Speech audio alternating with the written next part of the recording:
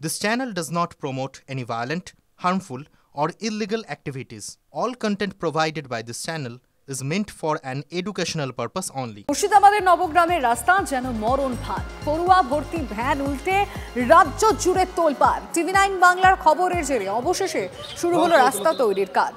সকাল থেকে শুরু হয়েছে রাস্তা সংস্কারের কাজ। আমরা সেই ছবি দেখাচ্ছি, গতকালের ছবিটা একবার দেখুন। যে মুহূর্তে স্কুল ভ্যানটা উল্টে যায়, টিভি9 বাংলা সবার আগে এই ছবিটা সামনে রাখে এবং বারংবার প্রশ্ন তোলে যে কি অবস্থা রাস্তার।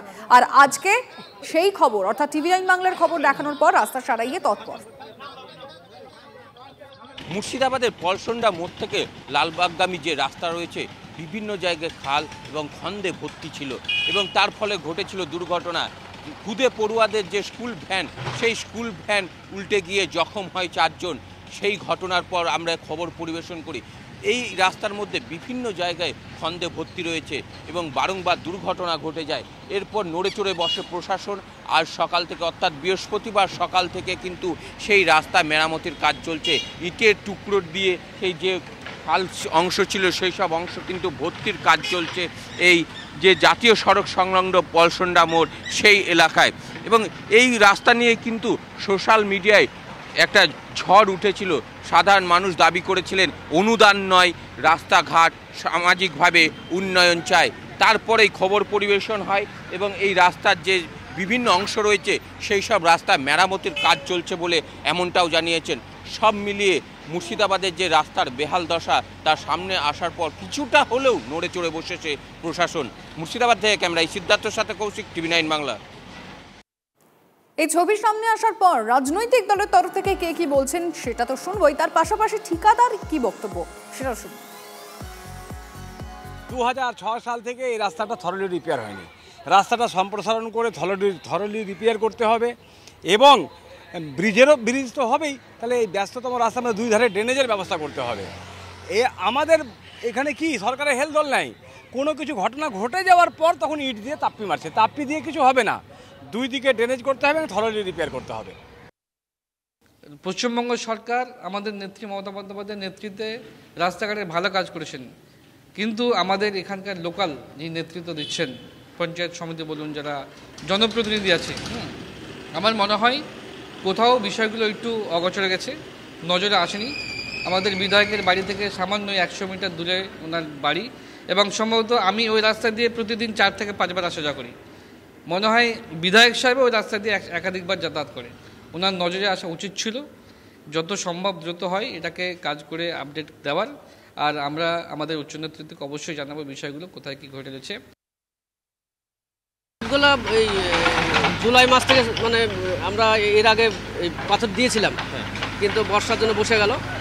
তার জন্যে বর্ষাতে পাথর থাকছে না বলে ইটটা দিচ্ছি। আবার সামনে 1-1.5 মাস পরে এগুলো উঠিয়ে ফেলে আবার পাথর করা হবে। আমরা ওই দিকে করছিলাম, আপনার এর থেকে আর 4-5 দিন আগে আমরা সদরঘাটা থেকে করছিলাম।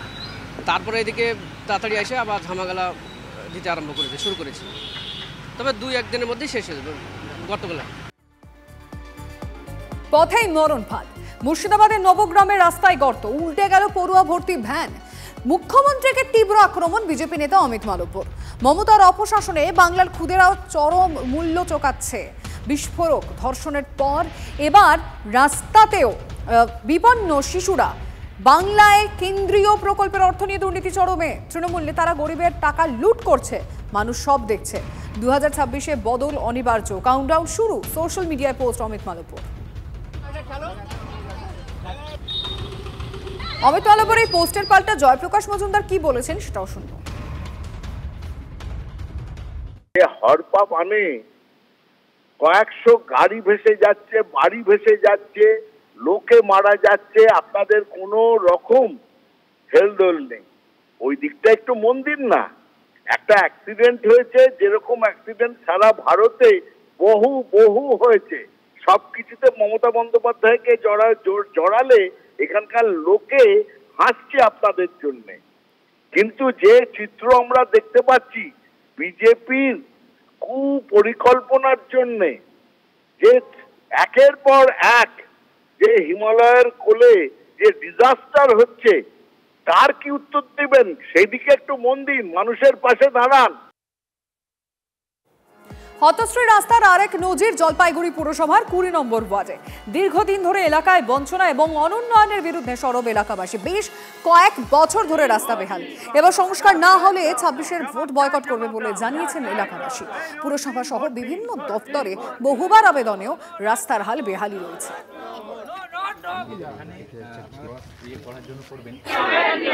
আমাদের এই ড্রেন রাস্তার দীর্ঘদিন অবহেলার কারণ প্রশাসন জবাব দাও। আমাদের এই রাস্তা ভোট দিন। মুর্শিদাবাদে নবগ্রামের পর এবার রঘুনাথগঞ্জ হতশ্রী পথ। রাস্তার মধ্যে গর্তে ঢুকে গেল ট্রাকের চাকা। প্রশাসনের ভূমিকায় ক্ষুব্ধ স্থানীয়রা। 10টা পর্যন্ত তখন পর্যন্ত কিন্তু কিছু নাই। এবার গভীর রাত্রে খাল করে চলে গিয়েছে, এটা তো তারই অসুবিধা হবে, সেটা তো জানতে হবে। ওখানে একটা ব্যারিকেড আছে, ব্যারিকেডটাও দিয়ে যায়নি পর্যন্ত। এবার জনসাধারণ বা গাড়ির যারা আসছে তারা কী করে জানবে আলগা লোক। এখন কি সমস্যার সম্মুখীন হয়েছেন আপনারা? সমস্যার সম্মুখীন বলতে এই যে গাড়িটা ফেসে গেছে, আবার আমাদের দোকানে চারিপাশে নোংরা হয়ে গেছে, এবার আমাদের তো অসুবিধা। রাস্তার পর এবার সেতু। সুন্দরবনে ভেঙে পড়ল কংক্রিটের সেতু, আর যার ফলে সমস্যায় কমপক্ষে 15টি গ্রামের মানুষ। উত্তর 24 পরগনার সন্দেশখালীর নিউ তালতলার বিদ্যাধরী খালের ওপরের সেতুটি প্রায় 50 বছর আগে তৈরি করা হয়। রক্ষণাবেক্ষণের অভাবে সেটি প্রায় ভগ্নপ্রায় অবস্থায় পরিণত হয়েছিল।